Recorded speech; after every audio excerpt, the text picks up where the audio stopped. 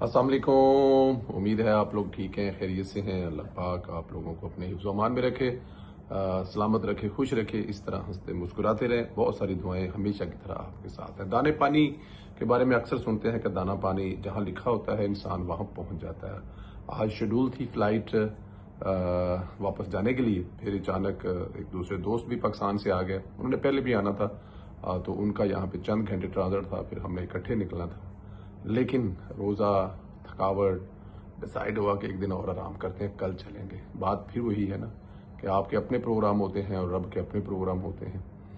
तो इंशाल्लाह ताला कल अपने निकलेंगे घर के लिए। सलामत रहें, खुश रहें। चैनल को सब्सक्राइब करें, बेल आइकन को प्रेस करें और ज़्यादा से ज़्यादा व्हाट्सएप ग्रुपों में लिंक शेयर करें। अपनी राय का इजहार भी ज़रूर किया करें। जब अफगानिस्तान से दहशतगर्द आए कल, उन्होंने बन्नू में फौज के कर्नल और उसके साथियों को शहीद किया, तो कल ही कह चुका था कि अब नाकाबिले बर्दाश्त हो चुका है। पाकिस्तान अफगानिस्तान में दहशतगर्दों को निशाना बनाएगा और उनके ठिकानों को तबाह बर्बाद करेगा। और आज कल रात ऐसा ही हुआ।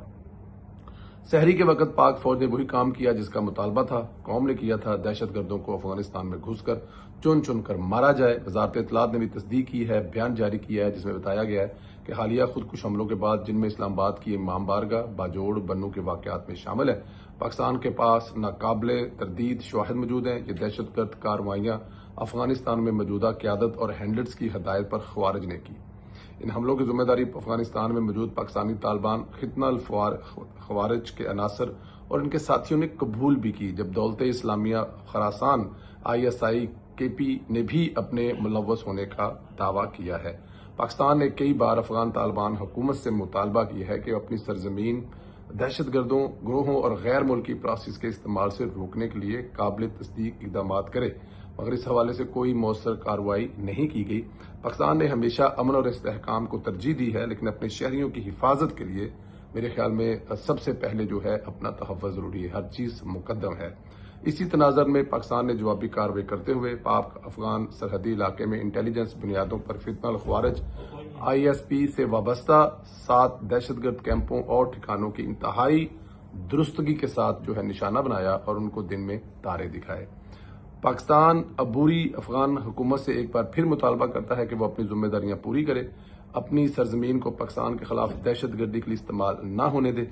पाकिस्तान अपने अवाम की सलामती पर कोई समझौता नहीं करेगा। साथ ही पाकिस्तान आलमी बरादरी से भी तवक्का रखता है कि वो मुस्बत और तमीरी किरदार अदा करते हुए तालिबान हुकूमत को दोहा मुआहदे के तहत अपनी जिम्मेदारियां निभाना पर आमादा करे, ताकि खित्ते में और दुनिया में जो अमन है उसको यकीनी बनाया जा सके। मैं ये समझता हूं कि अब मौका मिला तो पाकिस्तान को अफगानिस्तान में घुसकर आखिरी दहशतगर्दों के ठिकाने को भी तबाह करना चाहिए। अब तक अफगानिस्तान में पकतिया, नंगरहार और खोस्त में दहशतगर्दों के ठिकानों और सहूलतकारों, तरबीती मराकज को निशाना बनाया गया। इतलात के मुताबिक 40 से जायद जो दहशतगर्द हैं वो अपने जहन्नम वासल किए जा चुके हैं। ये हो नहीं सकता कि पाकिस्तान की सलामती पर, और ये वो लोग हैं जिनको आपने सारी उम्र पाला है, और ये वो तालिबान हैं, कुछ हैं पाकिस्तान से और कुछ पाकिस्तान में रहकर अपने बच्चों को पढ़ाते रहे हैं, अपने रोजी रोटी चलाते रहे हैं, और आज वही लोग जो इस मुल्क का खाते रहे हैं वही इस मुल्क को तबाह करने के दर पे हैं। लेकिन ये बर्दाश्त नहीं किया जा सकता और ना ही बर्दाश्त किया जा रहा है। आने वाले वक्तों में इससे भी सख्त कार्रवाइयां होने वाली हैं। ये दहशतगर्द हैं। अब डेफिनेट दहशतगर्दों को किसी तरह का कोई जो है वो सहूलतकारी न फराहम की जा सकती है, ना इनको कोई सहूलत दी जा सकती है और ना ही इनके सहूलतकारों को सहूलत। और हमें ये भी पता है कि ये किन की इमाम पर, किन के पैसों से, किन की जाहिर है हिंदुस्तान के अलावा ये कौन कर सकता है, लेकिन शायद हिंदुस्तान अब खुद तो सामने आ नहीं सकता। हिंदुस्तान की अपनी औकात तो ये रही नहीं है कि वो आए और आपके साथ मुकाबला करे। 9 मई की जंग में, जो मई की जंग है, बल्कि वो भी 10 मई की जंग जो है, उसमें जो हिंदुस्तान ने पूरी दुनिया में उसका जो मुंह काला हुआ है, उसके बाद वो इस तरफ नहीं आना चाहता। तो अब उसके पास ये आखिरी हल है कि वो ये दहशतगर्दों को अपने सहूलत दे और इनसे ये कार्रवाइयां करवाए। वो करने की कोशिश कर रहा है, लेकिन इंशाल्लाह बहादुर अफवाज पाकिस्तान और बहादुर पाकिस्तानी कौम इससे घबराने वाली नहीं है। अफगानिस्तान तालिबान रजीम के वजीर दिफा ने पाकिस्तान को जवाब देने का ऐलान किया है। इससे कबल भी जवाब देने का ऐलान किया था।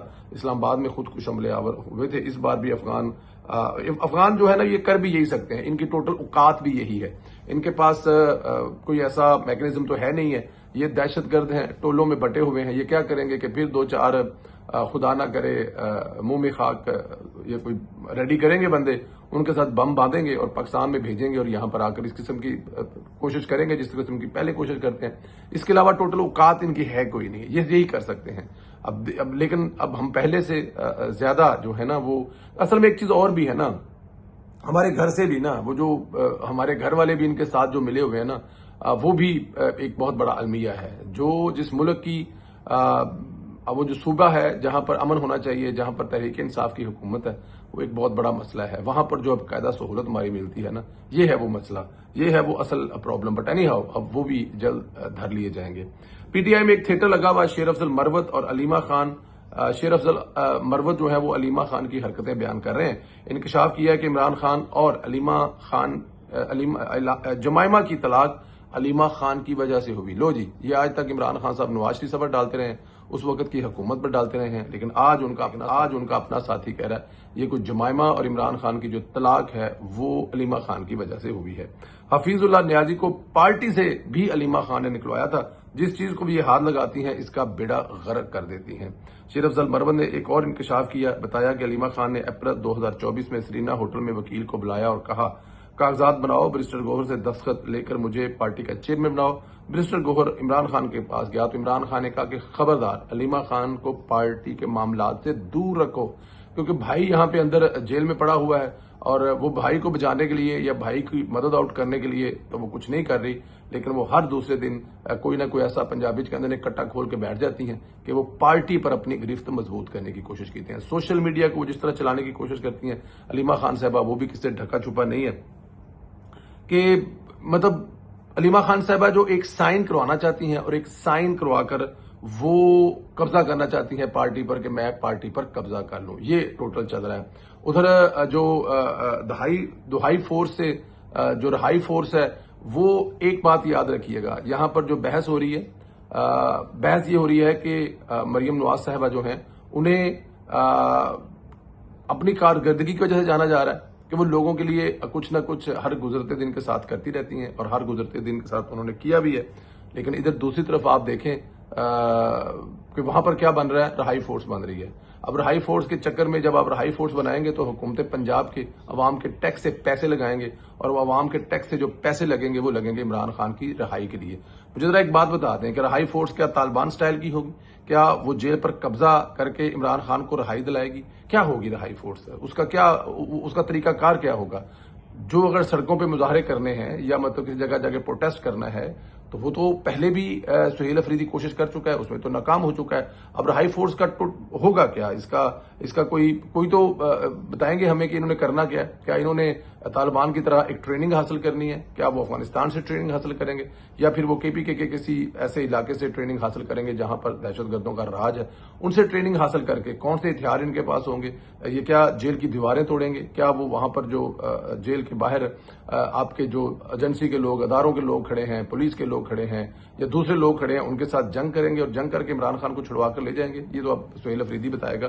بل میرے خیال میں دہائی فورس کے بعد رہائی فورس جو ہے وہ جلد بھاگ یوتھیا بھاگ فورس بننے والی ہے. اور یہ اپنے آپ کو بچانے کی ایک اور کوشش ہے سہیل افریدی کی، کیونکہ سہیل افریدی صاحب کے دن گنے جا چکے ہیں، لیکن دیکھنا یہ ہے کہ وہ اس سے بچ پاتے ہیں یا نہیں بچ پاتے. لاہور میں CM green tractor programme phase 3 کا افتتاح کیا گیا. ضلع پنجاب مریم نواز شریف نے خود قرآن اندازی کا آغاز کیا، کامیاب کاشتکاروں کو مبارکباد دی. تقریب کے دوران وزیر اعلیٰ نے بہاولپور کے کاشتکار حمزہ لیاقت کو ذریعہ فون خوشخبری سنائی. انہوں نے کہا کہ آپ کی CM مریم نواز بول رہی ہوں، قرآن اندازی میں آپ کا ٹریکٹر نکل آیا، مبارک ہو. وزیر اعلیٰ کا کہنا تھا کہ گرین ٹریکٹر اسکیم سے پنجاب کا زرعی لینڈ اسکیپ تبدیل ہو رہا ہے اور پاکستان مسلم لیگ نون نے ہمیشہ کاشتکاروں کی فلاح پر توجہ دی ہے. صوبائی وزیر زراعت سید عاشق حسین کرمانی نے بریفنگ دیتے ہوئے بتایا کہ فیز 3 کے لیے 4,27,005 ایکڑ کے مالک کاشتکاروں نے درخواستیں جمع کرائی ہیں.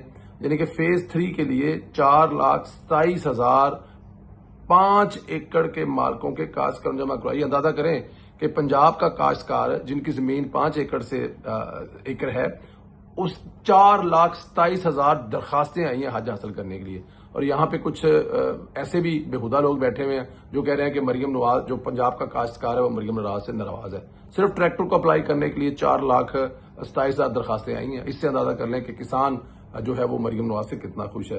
उन्होंने कहा कि गुज़श्ता 5 बरसों में से मुल्क में ट्रैक्टर की कीमत दुगनी हो चुकी है, जिससे छोटे और दरमियाने दर्जे के किसानों के लिए मुकम्मल कीमत पर ट्रैक्टर खरीदना मुश्किल है। ब्रीफिंग में बताया गया कि 2024 में पंजाब हुकूमत ने ज़री मशीनरी के फरोग पर खसूसी तवज्जो दी। सीएम ग्रीन ट्रैक्टर स्कीम के पहले 2 मरहले मुकम्मल हो चुके हैं। अब तक 21,000 ट्रैक्टर फराहम किए जा चुके हैं। फेज 3 के तहत 50 से 65 हार्स पावर के 10,000 ट्रैक्टर दिए जाएंगे और हुकाम के मुताबिक पंजाब में फी 10,000 एकड़ अराजी पर सिर्फ 140 ट्रैक्टर मौजूद हैं, जो दीगर ममालिक के मुकाबले में 50% से भी कम है। ब्रीफिंग में कहा गया कि पंजाब की ज़रूरी मईशत ट्रैक्टर बुनियादी मशीन की हैसियत रखता है। इसकी दस्तयाबी पैदावार में इजाफे में नागरेज है। तकरीब के अख्ताम पर वज़ीर ने कामयाब काश्तकारों को मुबारकबाद देते हुए कहा कि हुकूमत किसानों को जदीद सहूलियात फराहम करने के लिए इक़दाम जारी रहेगी। अब मुझे तो ये बताएं कि कुछ लोगों का ख्याल है कि मरियम नवाज जो है वो किसानों के लिए कुछ नहीं कर रही, ज़राअत के लिए कुछ नहीं कर रही। एक छोटी सी मिसाल है, इससे ज्यादा 50 मिसालें मैं आपको और दे सकता हूं कि वो चाहे किसान कार्ड हो, चाहे खाद की बात हो, चाहे वो बीज की बात हो, चाहे वो जदीद मशीनों की बात हो, चाहे वो पिछले साल से ज्यादा गंदम की बुआई की बात हो। लेकिन एक छोटी सी मिसाल है कि 10,000 ट्रैक्टर देने हैं और उसके लिए 4,27,000 जो है वो दरखास्तें जमा हो चुकी हैं। इससे बड़ी और कामयाबी क्या हो सकती है किसानों की? इससे ज्यादा अपनी बेटी मरियम नवाज पर इतमाद की और मैं आपको क्या मिसाल सुनाऊं। सलामत रहे, खुश रहे, अल्लाह पाक इस तरह अपने हिफ्ज़ अमान में रखे। बहुत सारी दुआएं आपके साथ हैं। इंशाअल्लाह ताला कल की फ्लाइट है और उससे पहले इंशाअल्लाह ताला फिर आपसे मुलाकात होगी। इजाजत दें, ख्याल रखें, अल्लाह पाक आपको हिफ्ज़ अमान में रखे। अल्लाह हाफिज।